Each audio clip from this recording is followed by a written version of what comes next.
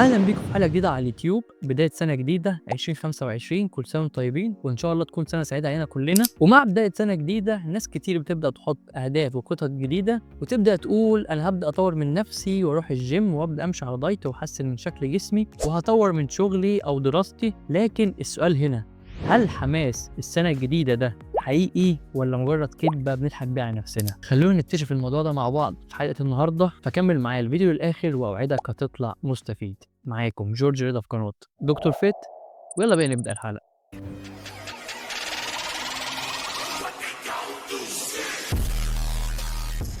بداية كل سنة بالنسبة لنا كأنها بداية صفحة جديدة. احنا كبشر عندنا حب طبيعي لفكرة البدايات. لما نبدأ نشوف تكوين جديد أو ندخل بسنة جديدة بنحس إن احنا اتخلصنا من كل حاجة فاتت وتخلصنا من كل أخطاء الماضي وبنبدأ صفحة جديدة في السنة الجديدة، وبيدينا جزء من الأمل والحماس، ودي حاجة كويسة. وفي كمان حاجة اسمها تأثير البداية الجديدة، الفريش ستارت افكت، وده مفهوم نفسي بيقول إننا بنحس بالتحفيز أو الحماس مع بداية كل حاجة جديدة، سواء كانت سنة جديدة أو شهر جديد أو حتى بداية أسبوع جديد. بنحس إن إحنا عندنا فرصة تاني ونصلح من اللي فات ونبدأ بداية جديدة أحسن. وكمان السوشيال ميديا لها تأثير كبير في الموضوع ده. بتبدأ تشوف ناس بتبدأ تحط أهداف جديدة أو تقول الحاجات اللي حققتها السنة اللي فاتت وإيه الحاجات اللي عاوزة تضيفها للسنة الجديدة، وده بيحفزنا إن إحنا نحاول نكون زيهم ونعمل زيهم. وزي ما دي حاجة حلوة بتحفزنا، لكن ليها جانب سلبي كبير جدا، وهو إننا ساعات نحط أهداف غير واقعية وأكبر من قدراتنا بكتير. زي واحد مثلا عاوز يبدأ الجيم جديد ويحط هدف إن هو عايز يشيل دمبل مثلا 50 كيلو أو يلعب بوزن تقيل جدا،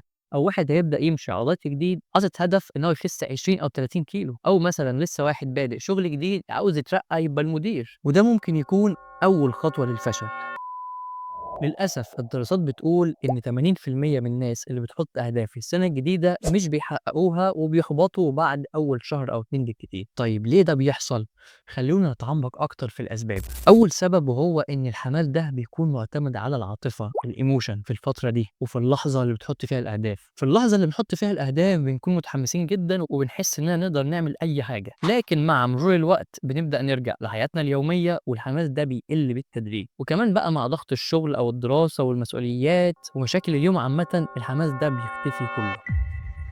وتاني سبب إن الأهداف الكبيرة أوي اللي بنكون حاطينها بدون تخطيط بتبقى عبء كبير أوي علينا وبتكون ضغط نفسي كبير. لما تكون حاطط هدف مثلا إنك تخس 20 كيلو أو 30 كيلو، أو تنزل الجيم وتبقى فورمة كبيرة جدا في وقت قليل، أو تترقى في الشغل بتاعك، أو تبقى مليونير وتعمل فلوس كتيرة جدا، بنحس بعدها بإحباط كبير لو ما حصلش تقدم سريع في الأهداف اللي كاتبينها دي، علشان الأهداف الكبيرة أوي دي بتبقى محتاجة وقت وصبر ومجهود كبير جدا أنت ما كنتش عارف إن هو محتاج كل ده. ده غير إن جزء كبير أصلًا من اللي بيحط الأهداف دي مش بيكون مستعد إن يبذل نُص المجهود ده اللي محتاج يبذله، فالواحد بيحس بإحباط كبير جدًا لو ما شافش نتايج سريعة في الحاجات اللي هو محددها دي، عشان الحاجات دي زي ما قُلنا بتاخد وقت كبير جدًا ومجهود جبار. وتالت سبب إن ساعات العادات القديمة بتاعتنا اللي متعودين عليها طول السنين اللي فاتت بتكون أقوى بكتير من الحماس بتاع السنة الجديدة. لو أنت متعود على التأجيل والتأخير وعدم الالتزام، فطبيعي تغيّر ده في يوم وليلة. علشان التغيير ده فعلًا يحصل محتاج وقت كبير وصبر وقرار وتكرار. طيب إيه الحل بقى في الموضوع ده؟ إزاي تحوّل الحماس ده بتاع السنة الجديدة لنتايج حقيقية ملموسة؟ الحل هنا هو التخطيط الواقعي والتخطيط الصح وتحديد الأهداف بطريقة صح. مش لازم تبدأ بأهداف وخطوات كبيرة جدًا تخلّيك تحبط بعد فترة لو ما حققتهاش. بدل ما تقول مثلًا عاوز أخس 20 كيلو، لأ، ابدأ الأول خِس مثلًا 2 كيلو، 3 كيلو، 5 كيلو، ده هيحفّزك أكتر إنك تكمّل. بدل مثلًا ما تقول عاوز أشيل على طول ال50 كيلو، ابدأ شيل الأول مثلًا ال10 وال15 وال20، ده هيحفزك برضه إنك توصل لل50 وأكتر كمان. بدل ما تقول عاوز أكبر شغلي بسرعة أو أتطور في دراستي وآخد كورسات كتير، ابدأ الأول اهتم إنك تركز على الجودة بتاعة شغلك نفسها، وابدأ اهتم إنك تحسن من طريقة المذاكرة بتاعتك.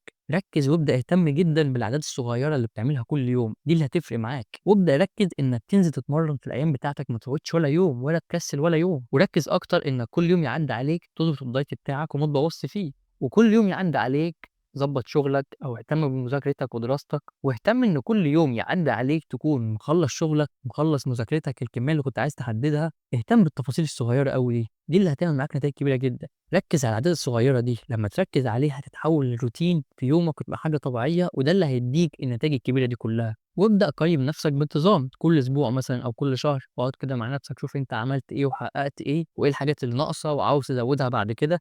النتايج الكبيرة دي زي ما قُلنا بتحتاج وقت كبير جدًا، مش مجرد شوية أيام وخلاص. وأهم حاجة برضه لو حصل drop أو بوّظت شوية في حاجة أو ما خلّصتش حاجة، ما تضغطش نفسك وما تضايقش نفسك، كلنا بشر، طبيعي كلنا يحصل دروبات، طبيعي كلنا ممكن نغلط، طبيعي كلنا ممكن نقصّر، لكن الأهم إنك ترجع تاني تكمّل كإن ما فيش حاجة حصلت. مش مثلًا بوّظت يوم في الdiet بتاعك تسيب نفسك وتبوّظ تاني يوم وتالت يوم لحد ما يعدّي أسبوع أو 2 وتنسى أهدافك كلّها. لأ، بوّظت مرّة خلاص، امسك نفسك تاني كإن ما فيش حاجة حصلت وارجع كمّل تاني أقوى. وفي التقييم الجاي شوف إيه الحاجة اللي خلّتك تبوّظ مثلًا، وقيس بقى على الكلام ده كل حاجة، سواء في شغلك أو في دراستك أو في تمرينك أو في أي حاجة بتعملها. الدروبات دي أو الفشل ده جزء من النجاح بتاعك، ما فيش حد فينا الcurve بتاعه دايمًا طالع لفوق، طبيعي هينزل شوية ويطلع شوية وينزل تاني ويطلع تاني، لكن الصورة كاملة لمّا تبُص من بعيد يكون في تقدُّم. وأنا برضه شخصيًا وكُلّنا بنتحفّز مع البدايات الجديدة بالذات بداية السَنة، بنبقى عاوزين نحقق حاجات أكبر وابقى عايز أقول السَنة دي هتبقى مختلفة عن أي سَنة، كُلّنا بنعمل كده. لكن اللي بيفرّق فعلًا بين الشخص والتاني هو الشخص اللي بيركّز فعلًا على العادات الصغيّرة بتاعته كل يوم. ما ينفعش مثلًا تكون عاوز تطلع للدور العاشر تقوم تبُص للدور العاشر مرّة واحدة وتنسى ال9 أدوار اللي قبله، بُص على كل دور وعدّيه وخُش على اللي بعده، هتلاقي نَفْسك وصلت. لكن لو بصّيت من بعيد أوي هتُحبط. ومن أهم الحاجات برضه اللي اتعلمتها إن لازم يكون عندك صبر، الأهداف الكبيرة أوي بتاخد وقت ومجهود كبير جدًا، وفي النهاية حماس السنة الجديدة ولا كدبة ولا حقيقة، الفكرة بس إن هو لوحده الحماس لوحده مش كفاية، ما ينفعش تعتمد على الحماس بس، الحماس مش هيدوم معاك أبدًا،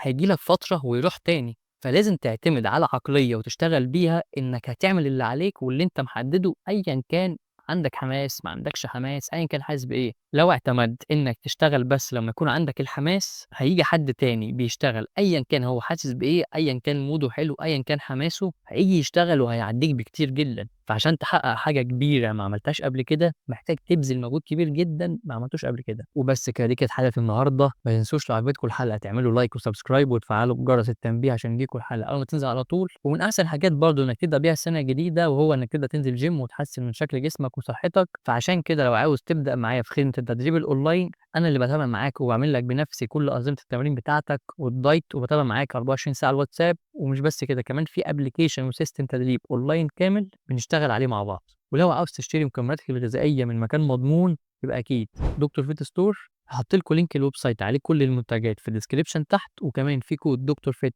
5 هيديك خصم إضافي على الأوردر بتاعك. وما تنساش get fit with دكتور فيت. استنوا الحلقات الجاية.